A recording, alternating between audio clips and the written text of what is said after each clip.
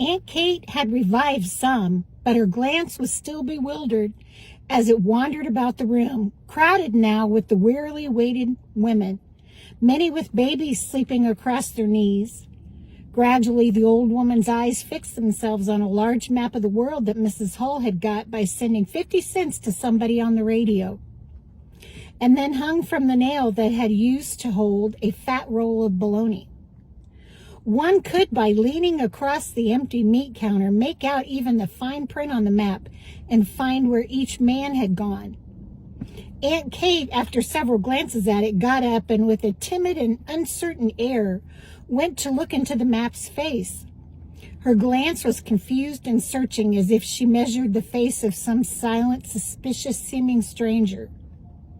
Mrs. Hull took the lamp from the mail shelf and set it on the meat counter a little sideways of the map so that Kate might see it better. Gertie, like many of the other women, crowded around to look over Kate's shoulder. She, unlike Kate and several of the older ones, could, without too much spelling and effort, make out the map, that is, if it stood in a place known to her like Samuel's store. As it hung on the wall now, north was somewhere in heaven, south was somewhere in hell, and east was opposite of the morning star. She could, however, take the map in her mind and lay it on the floor, and then, remembering the North Star, know in what direction each man had gone. She found many of the strange places the women mentioned now. Some spoke fearfully in hoarse whispers, awed by their own inability to imagine clearly the mountains, the oceans, the vast stretches of flat land, the time and the weather that now lay between them and the man who only a little while ago had been no further away than across the table. Others spoke casually, as they had used to speak, of the next creek or the next hill, of New York, Paris, Calcutta, Hampton Roads, Louisville, London, Cincinnati, Kelly Field, and Oak Ridge. Though the map was quite new and a war map, the name Oak Ridge was not there. A strange place it was, Samuel had said, where people worked without knowing what they did, and they never asked. The power lines there were so many and so big that they seemed to carry all the thunderbolts from heaven. Ludy, Mrs. Hall's oldest girl, had made a little dot about where she thought Oak Ridge should be. This was the place closest to home, though in these strange and troubled times, the men in the factories and the training camps in the United States did not seem so far away. Even places straight across the ocean, like England and France, seemed close after looking at India. Aunt Kate's Luke and John's Cleese were there in the hot country where missionaries went. No one knew if they had ever seen each other. Still, it was good to know they were in the same country. They never seemed so all alone as Lucy Anderson's baby son, who volunteered before the war like Kate's Jesse went to see the world. Lucy's boy had been to Pearl Harbor and then moved on with the fighting from island to island. It was now more than 3 months since Aunt Lucy had heard, so that now she could only stare at the tiny specks of islands far out in the Pacific and wonder. Gertie stared a long time at Italy, where Henley had been. She wanted to touch the place, but instead only whispered, "Italy." Soft as the troubled word had been, Aunt Kate heard, and she studied Gertie's face as she had studied the map. "Italy, that's it. I've been a-trying to call that to mind." She pondered, looking again at the map. "I hope it's warm there," she said at last. She bent close to the map as if it were the sky and she could read the weather. "Maybe they won't let him freeze to death like they done my Uncle Abner in the Civil War. They kept him 2 years at Chillicothe. He went in a well man and come out a skeleton with 1 foot gone. Grandma used to tell me, and she said that he said..." "Things is different now," Mrs. Hull interrupted quickly. "In this war, the Italians and the Germans treat our boys good, real good, like we treat their prisoners here in this country." Sue Annie nodded. "We've got the Red Cross now, Kate. Them Italians, they'll keep Jessie warm and full as feed as a baby." Even Gertie, who wondered what the Red Cross was, nodded knowingly when Aunt Kate's eyes swept her face. "They'll be good to him, real good." But the old woman was studying the map again. Clovis was a-telling me once he heard him read that they was a mountains in Italy and rough, wild country, mighty cold in the wintertime, and that the ground, what they was real steep and rocky and poor, not enough for the people, and that they's always hungry. And Sue Annie sniffed loudly. Lord, Kate, Clovis don't know a thing. You're forgetting everything we learned in school together. Why, everybody knows it's always warm in Italy, and that mighty nigh all the land is flat and rich and black as a river bottom. They never run out of hog meat or cornbread and butter too. If a body wants to, and several voices were interrupting. That's right, Kate, you've forgotten your book learning. While Gertie, with an air of disgusted woman, said, Now, Aunt Kate, you know there ain't a thing in Clovis's head but tinkering. Who does he think he is a-telling you all about Italy like he visited there? Kate, who was staring at the map again, seemed not to have heard. She looked a time longer, her eyes questioning and wondering. She turned away at last with a weary head shake. It makes me dizzy, this map, she said, and sat down. Most of the others continued to look at the map, wondering, hunting, murmuring the strange, heathenistic-sounding names.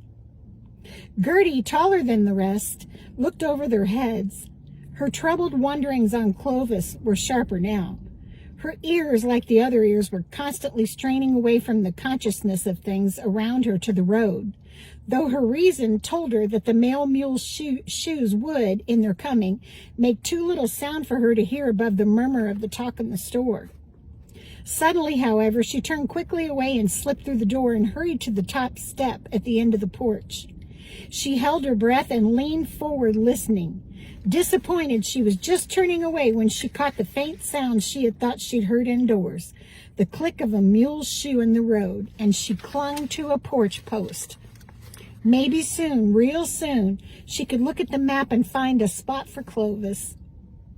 But what if she didn't hear? She looked up at the stars, washed in the keen light wind from the north. They hung above her, hard and cold and bright. She wished she could know that Clovis was somewhere looking up at the stars, but Clovis had never been a body to fool with the stars or the moon.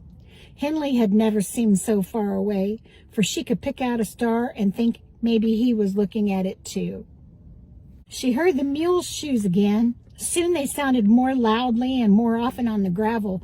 Then suddenly they were softer as Uncle Ansel turned into the sandy lane. Others of the women and several restless, half-grown children had gradually followed Gertie out onto the porch to listen. The listening silence was heavy as the uncertainty lasted a moment longer. The creak of the saddle leather sounded clearly through the darkness, and there came a little chorus of cries, less joyous than in the old days, for at once the relief that the long wait had ended was dimmed by forebodings of disappointment or bad news. Women, hound dogs, and children, even the younger ones like Cassie, who'd gone to sleep and were awakening now in startled wonder, all rushed onto the porch. Mrs. Hull pushed the door open wide and set the lamp on the mail window so that a broad band of lamplight fell across the porch. Old Ansel dismounted from the tired head-hanging mule, and with many hands to help him, took the worn leather bags from behind the saddle and handed them to Mrs. Hull. There were also 2 bulging canvas bags of packages and papers, but few glanced at these, and no one, except for Gertie, waited until Uncle Ansel undid the fastenings. The rest followed Mrs. Hull with the thin bags of letters. Gertie, when she had carried the package sacks to the mail counter, came back to stand on the porch where she could hear the calling of the names through the open door, and at the same time see the stars and breathe the good, clean air. Already Mrs. Hull's clean store had begun to smell of overly warm hound dog hide, wet-bottomed babies, and trouble. The smell of worried women sweating out the wait for the mail. Inside, it was so still while Mrs. Hull opened the mail sacks that Gertie heard a hound dog snuffling in its sleep. It dreamed of hunting. If she didn't hear, would she dream of Clovis? She had dreamed of Henley, but the dreaming was all the sight she'd ever have of Henley. It wouldn't be that way with Clovis. She could hear the the crinking of the coal stove, and the shuffling of the letters as Mrs. Hull laid them by handfuls on the counter. Then, different from the old days when letters and papers and packages were properly sorted and put all together for each family, Mrs. Hull began at once calling out of the letters, Ann Liz Kramer, Sue Annie Tiller, John Ballou, Mamie Childers, John Ballou, Ansel Anderson, Kate Nevels, and then her voice rising and trembling, Ludi, read it quick, it's from Mandy. She went on through some other names, and her voice was fluttering only a little, and paused but an instant when Ludi cried, Mom, he's all right, he's feeling good. Gertie stood in the doorway watching hungrily, as did some of the others who had no mail yet to read. Their hopeful eyes fondled each other as Mrs. Hull picked it up and then lowered it into the circle of lamplight, long enough to read the address. Gertie watched through many names. She heard Mrs. Hull read, Iva Dean Golson. And then young Iva Dean, a bride of only a month or so when they took her husband, rushed forward almost crying with joy, for she had heard nothing for many weeks. Mrs. Hull said softly as she held out the letter, I wish it was different, honey, but it's a due bill or something from Montgomery Ward's. The letter fluttered onto the floor unopened. Iva Dean turned away, hump-shouldered, old-faced, and tired. Less alive, she looked than old John reading one of the many letters he had stacked under the lamp. The girl bumped into Ann Liz Kramer, who now and then glanced wistfully down at two letters she had held in one brown, brawny hand. You want me to read 'em, Ann Liz? Iva asked. Ann Liz nodded, flushing a little. Iva Dean turned her back firmly and rigidly toward Mrs. Hull and began reading in a low voice the letter Claude Kramer and his children had Blair Tiller write. Dearly beloved ones, I take my pen in hand to write you. The rest are in good health. My stomach is some better, but it will not be cured till I can quit this city water and have some good cornbread. This Indiana meal ain't so good. Well, the CIO got Arthur like it got me. We both have to pray. He don't have it so hard. His work is from 11 to 7 at night. Gertie turned away, not wanting to listen to words that rightly belonged to Ann Liz Kramer alone. Mom, do them men that ride them airplanes like Lena Golson's man, do them men ever hit the stars? Said Cassie, slipping a hand warm and moist from sleep into Gertie's. Well, nobody can hit the stars, honey. They'll always be there. Cassie blinked at the sky. What makes you want to look at the stars, Mom? The heavens declare their glory, and the firmament showeth his handiwork. Day unto day uttereth speech, and night unto night. But what did they say, Mom? Gertie stood up, considering the Little Dipper. Different things to different people. For one thing, they say, we'll never change, we'll never go away. All the nations on this earth, with all their wars, they can't cut us down like we was trees. And they say to Cassie Marie, little girl, if you and lost all your friends and your kin, you'd still have us and the sun and the moon. When would it come? Her name, the pile of letters must be almost gone. She took comfort from Cassie's touch and smoothed her hair, and then frowned, feeling the sweaty dampness at the back of her neck. You'll be sick running out in this cold, hot, and sweaty. The Gertrude had sounded so strange she never turned until she heard Neville's. Mrs. Hull held out a letter, long with a heavy look and lots of stamps. Gertie fumbled over it, blinking, half blinded by the sudden change from starlight to lamplight. It's registered and you can sign for it when I'm all through, Mrs. Hull said, and added as Gertie continued to blink and fumble, it's from Clovis, postmarked Detroit. Money must be, don't tear it crosswise. And Mrs. Hull went on, talking now to herself as she held up a circular. Nunley Ballou. Don't they know that only the Balloos left is in John's family? Gertie stepped back from the mail window and tore off the end of the envelope carefully, and then pulled out sheets of tablet paper with bills of money folded in the center. She never tried to read for looking at the bills. 3 $20 bills. She stared unbelieving. All that from her mother, and now this? It was enough to get a little start of sheep, or maybe a good one-horse turning plow. Gertie, is he all right? They didn't get him in the army? She nodded, rousing slowly to Aunt Kate's question. Oh, he's all right, she lied, ashamed to say to her man's mother that so far she hadn't read a word, only looked at his money. He's in Detroit, she explained, so he can't be in the army. Wait, I'll read it to you. And she slowly read, following Clovis's unfamiliar writing with difficulty. Dear loved ones, well, Gertie, I passed the army, but they didn't want me, not right away. The army said I would not be called for a right good spell, but that unemployment office told me a long time back to go to a factory. I come to Detroit. It was near as close as coming back home. I got a job that suits me. It pays good. I sold the truck. You know I had not hardly made nothing with it, and there won't be no more coal to haul till the war is done. The truck bring more than a hefty sum. It was good and it had good new tires. I owed Lister some, and I paid it. I'm taking some. I will send you more when I have a payday. Now don't be stingy, Gertie. Buy what you need. You and the children needs clothes. I want you to have it so hard. Write to me. Now this is really just going to be disappointing to Gertie because she hates cities. Clovis makes decisions about money and he doesn't talk to her about it. And so here he sold the truck. He's working at a factory in Detroit, so she knows something not good is going to be coming. There was a long address, words of love, rows of X marks for kisses for herself and the children.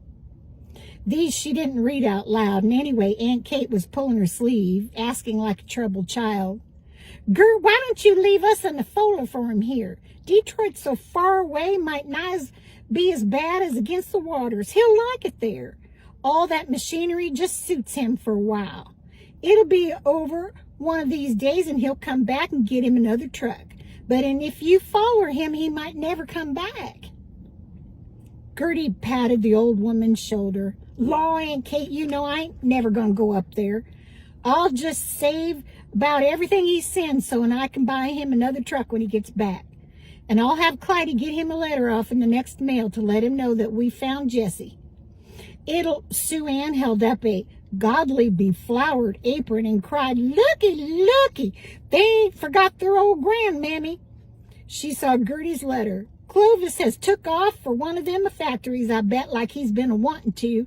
If he stays at work like my boys, the army'll never bother him again. He's so old and with all them young'uns. He'll have to stay, that is, for a spell, Gertie said. He sold his truck. You'll have to be a widder woman like me, Gert, Ann Liz Kramer said, then adding doubtfully, that is, if Clovis will get in to stay from you and them young, and some men is kind of foolish that way. We'll manage, Gertie said, giving Sue Annie a worried, pitying glance. The old woman had fallen into a broken-hearted weeping over a letter she just started to read. Kate looked at her sister in troubled wonder, for Sue Annie had grandsons, but no sons in the fighting. Nancy ain't a-coming home to have her baby, Sue Annie sobbed. She's a-going on to one of them hospitals. And she cried on, more sorrowful than indigent. And all this before I've been good enough to bring every grandchild and great-grandchild I got. Well, times are changing, Sue Annie, John said, looking up from a letter, one of the many he'd received. He turned to help Flonnie Bell Keith at the map behind the meat counter, her baby on one arm, her free hand groping over the Pacific Ocean while she asked of the map, Where's England? My Loy's in England. Gertie stood by the mail window, waiting impatiently until Mrs. Hull could get the slip for her to sign. She felt guilty among these tired and troubled ones. She was so strong and glad. Many had finished their letters and were gathering around the map while they waited for the newspapers and packages. They talked in low voices, using at times strange new words and phrases that stood out in the ordinary speech of the people like weeds in a field. Guam, he's a-trainin' in a tank destroyer. Whack, plane carrier, they call them babushkas, a waist gunner, a V-mail, a cargo plane, bazooka, UAWCIO. She turned her back on them all and looked through the doors. She felt again the loneliness like an old sorrow. Why couldn't she cry for Clovis the way Sue Annie cried for her daughter? Why couldn't Clovis and she have wanted the same things? He'd wanted Detroit since the beginning of the war. She saw it in his eyes when he looked at the signs on the pine trees. He'd made his plans to stay away for true while the war lasted. She couldn't blame him. There wasn't any work here for a man like Clovis now. And when the war was over, he'd come. Mrs. Hall had put slip and pencil before her. She signed and turned swiftly away, not waiting to see if there would be some catalogs or a circular.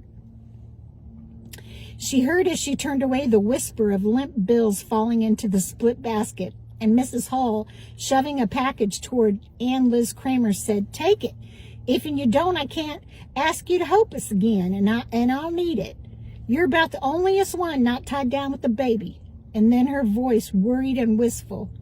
"You won't be leaving us too?" "Oh, Lord, no," Gertie said, adding, "but I don't like taking a preacher's money." She hurried out the door with Cassie running to keep up with her. She wanted to be alone under the stars. Some other time, she would sorrow for the war and cry for the ones away. Look up at God and quarrel on the why of Henley, who had died with no sin but no salvation. But not tonight, when she was firm on her own land. Henley was dead, but she and her children were alive, with a hearth of her own for them all, and a place for Clovis to come back to when the war ended. She had an instant's understanding of why people shouted in church. They saw things that Moses saw when he looked across the mountains to the promised land, or that the thief saw when Christ said, "This day thou shalt be with me in paradise."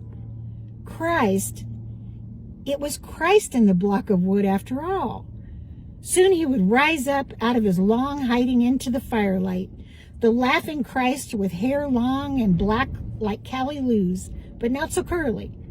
Her Christ had to be that way. A body's mind couldn't be willed and walled any more than the wind could be willed and walled. Wicked she had maybe been all these years because she could see only Judas in the wood. The Judas she had pitied, giving back the silver. Pity. Was a pity for a Judas sinful? She was somewhere on the graveled road near the schoolhouse before she realized Cassie was grasping for breath, before she realized that her efforts were to keep up with her while she herself went with long strides and sang at the top of her lungs joyfully, as if she had been some sinful dance tune. "How firm a foundation, ye saints of the Lord." She slackened her pace but couldn't stop the song as she smiled at the stars through her pines. Her foundation was not God, but what God had promised Moses, land. And she sang on, "Is laid for your faith in his excellent word. What more can he say than to you he hath said? What more, O Lord, what more could a woman ask?"